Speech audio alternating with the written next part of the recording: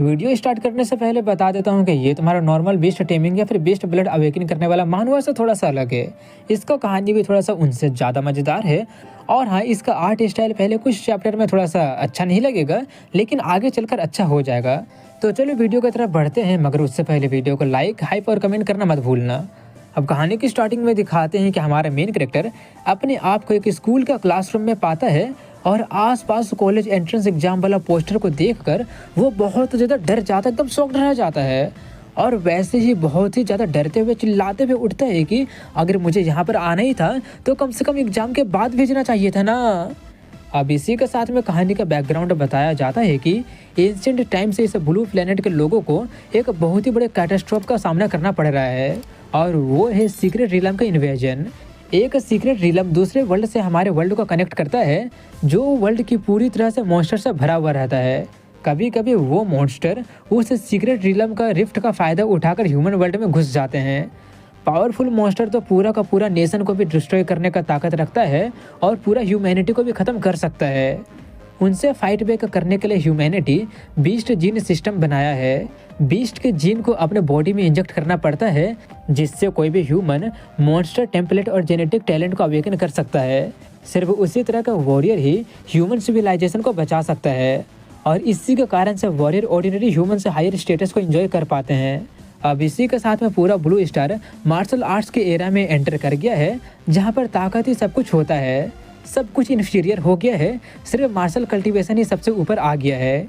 कहानी का background complete करने के साथ ही कहानी का सिस्टम एक्टिवेट होते हुए कहता है कि वर्ल्ड ट्रांसमिग्रेशन और इंट्रोडक्शन कंप्लीट हो गया है। जिस बॉडी में तुम ट्रांसमिग्रेट हुए हो उसका नाम ईहे है, और उसका सभी का सभी मेमोरी तुमको दिया जा रहा है, तो अच्छे से देखो। ईहे जल्दी से उसका सभी मेमोरी को देखने लगता है, मगर वहीं पर उसको वैसे चिल्लाते देख कर क्लास के सभी लोग उसका काफ़ी ज़्यादा मजाक उड़ाने लगते हैं और कहने लगते हैं कि लगता है कि उसको फिर से दौरा पड़ रहा है। एक लड़की उसका सबसे ज़्यादा मजाक उड़ाते हुए कहती है कि तुम ड्रॉप आउट क्यों नहीं कर देते हो, घर जाकर कोई कॉमन वर्कर क्यों नहीं बन जाते हो।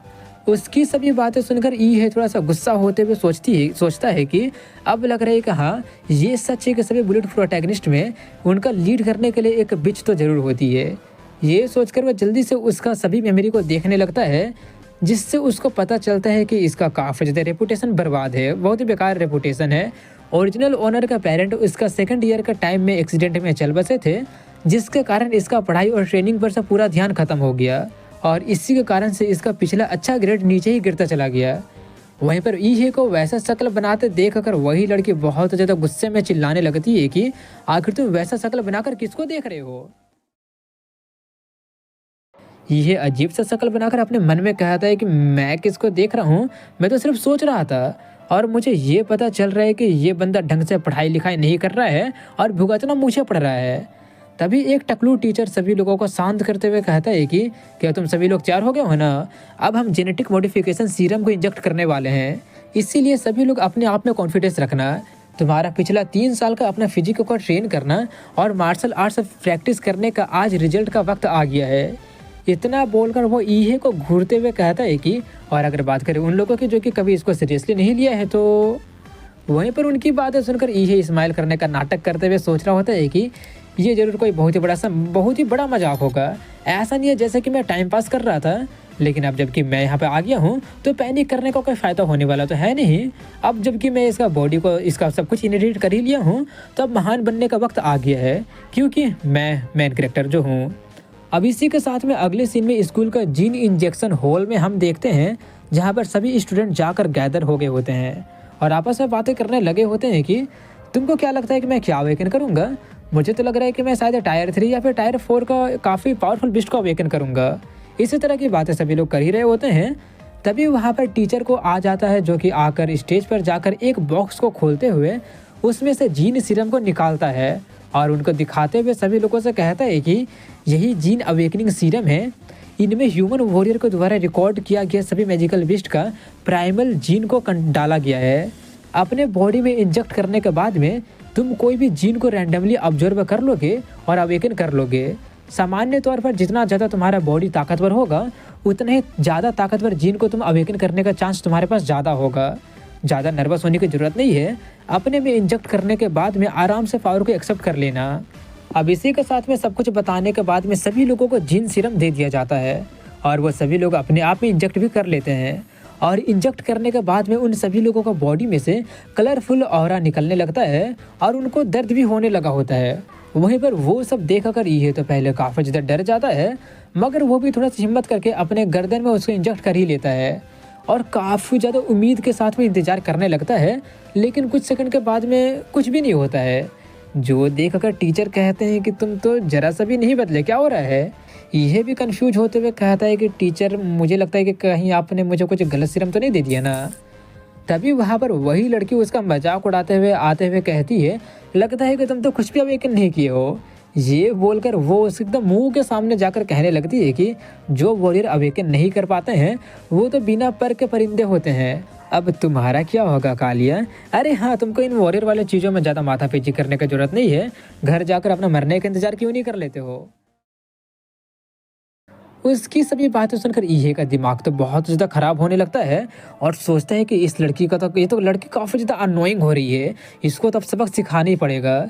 लेकिन तभी ईहे कुछ काफ़ी ज़्यादा अजीब फील करने लगता है और तभी उसके सामने सिस्टम का पैनल अपीयर हो जाता है जिसमें लिखा आ रहा होता है कि यह इन्फानाइट मॉन्स्टर टेम्पलेट को अक्वायर कर लिया है।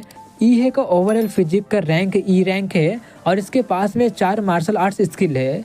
दूसरे तरफ में वो लड़की ईहे को अपना पेट वैसे पकड़े देख कर कन्फ्यूज होते हुए पूछ रही होती है कि ये तुम क्या नाटक कर रहे हो, अगर कुछ अवेकन नहीं किए हो तो दिखावा करने की ज़रूरत नहीं है।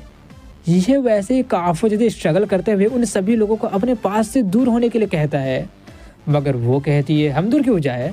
ये कहता है कि अगर तुम लोग अभी नहीं जाओगे तो बहुत देर हो जाएगी। ये बोलते ही उसका बॉडी में से काफ़ी ज़्यादा मात्रा में एनर्जी निकलता है और पीछे में एक बहुत ही बड़ा सा मॉन्स्टर का शैडो भी अपीयर हो जाता है, जिस मॉन्स्टर के शैडो को कोई भी देख नहीं पाता है। वहीं पर उसका बॉडी में से जो एनर्जी निकलता है उसके इम्पैक्ट से आसपास के सभी लोग काफ़ी दूर फेंका जाते हैं और हैरानी में कहने लगे होते हैं कि कितना पावरफुल इम्पैक्ट था, इस ऑरा को तो मैं भी हैंडल नहीं कर पा रहा हूँ। दूसरे रूम में उसका इम्पैक्ट को फील करके कुछ इंपॉर्टेंट सपोर्टिंग कैरेक्टर सोचने लगते हैं कि क्या कोई मुझसे भी तो ज़्यादा ताकतवर नहीं निकल गया ना। वहीं पर ईहे अपने सिस्टम को देखता है तो पता चलता है कि वह रैंक ए का टेम्पलेट मैड फ्लेम डिमोला को अवेकन किया है। उसका blood line ability scorching breath, molten pulse और स्पोर अब्जॉर्प्शन होता है और एडवांस फॉर्म में ये फ्लेम लोड डिमोला बन जाएगा और ये तब अनलॉक होगा जब ईहे का कंपैटिबिलिटी 100% पहुंचेगा। लेकिन उसका अभी का कंपैटिबिलिटी सिर्फ 3% ही होता है। वो सब देख कर ईहे अपने आप से कहता है कि कहीं सिस्टम का दिया हुआ ये गोल्डन फिंगर तो नहीं है ना। वहीं पर वो सब देखकर सभी लोग अभी भी हैरानी में बातें कर ही रहे होते हैं कि क्या अभी अभी वो लूजर अवेकन किया है क्या। वो तो इंस्टेंटली अपने ऑरा से सभी लोगों को दूर फेंक दिया, यहाँ तक कि वांग चिंग भी फेंका गई।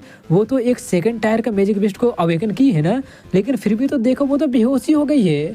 आखिर वो अवेकन क्या कर लिया है।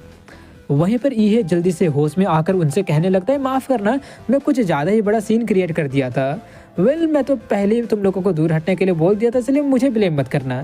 तभी अनाउंसमेंट किया जाता है कि सभी 3rd ईयर के अवेकन किया हुए स्टूडेंट जल्दी से टेस्टिंग बिल्डिंग में जाकर टेस्ट करो कि कौन क्या क्या बिस्ट अवेकन किया है। इसलिए सभी लोग उस बिल्डिंग में चले जाते हैं जहाँ पर बड़ा बड़ा मशीन रखा होता है जो कि gene breakthrough detection device होता है।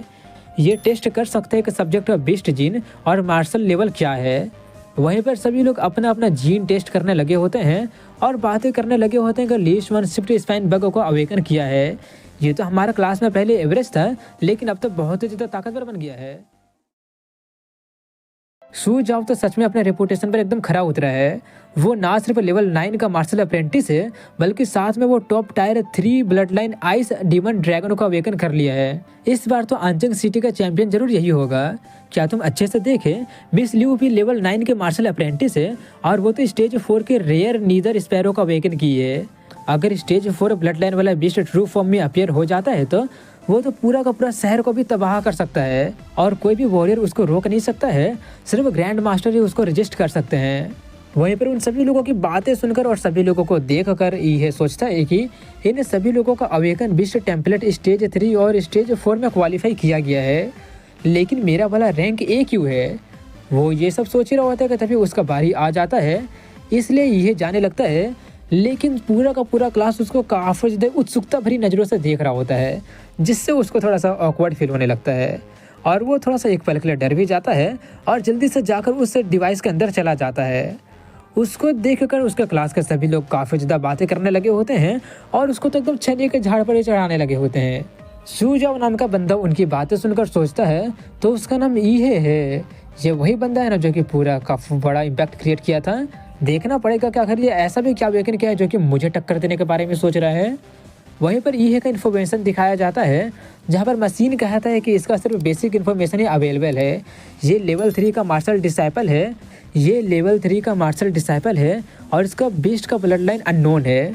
उसका लेवल 3 का मार्शल डिसाइपल होने वाला बात को देखकर सभी लोग काफ़ी ज़्यादा हंसने लगते हैं और उसका काफ़ी ज़्यादा मजाक उड़ाते हुए कहने लगे होते हैं कि सिर्फ लेवल 3 का मार्शल डिसाइपल, उसको तो मेरा मिडिल स्कूल का छोटा भाई पीट के रख सकता है। अनजान बीस्ट ब्लड लाइन, शायद उसके पास में तो कोई बीस्ट ब्लड लाइन ही नहीं होगा ऑफ कोर्स, क्योंकि किस तरह का डिसेंट ब्लड लाइन वाला लेवल 3 का होगा। इसी तरह की बातें सभी लोग कर रहे होते हैं, उसका मजाक इसी तरह से सभी लोग उड़ा रहे होते हैं। मगर वहीं पर ईहे निकल कर सोच रहा होता है कि जैसा उम्मीद था टेम्पलेट डिटेक्ट नहीं हुआ है, लेकिन सिस्टम एक नया विंडो को खोल कर रख दिया है जिसमें लिखा है कि मैं एक से ज़्यादा मॉन्स्टर टेम्पलेट को अवेकन कर सकता हूँ, लेकिन उसके लिए मुझे मेरे रेपुटेशन को बढ़ाना पड़ेगा। वो सब देखकर ईहे काफ़ी ज़्यादा खुश होते हुए सोचता है कि मेरा मॉन्स्टर टेम्पलेट दूसरे से कहीं ज़्यादा अलग है। ये सोचकर वो पागलों की तरह ज़ोर ज़ोर से हंसने लगता है और कहता अब जबकि मेरा कंडीशन मीट करूंगा तो मैं लगातार अनगिनत मॉन्स्टर टेम्पलेट को अवेकन करते रहूंगा, कर पाऊंगा, और जब ऐसा होगा तब तो मैं मॉन्स्टर का किंग बनकर रह जाऊंगा। और उसका इसी तरह किसी चिल्लाने के साथ में यहीं पर इस एपिसोड की एंडिंग हो जाती है। तो दोस्तों कैसा लगा ये वाला वीडियो कमेंट में ज़रूर बताइएगा। कल इसका वीडियो मिलता हूँ कल इसके नए एपिसोड के साथ में, तो फिर चैनल को सब्सक्राइब करना मत भूलिएगा।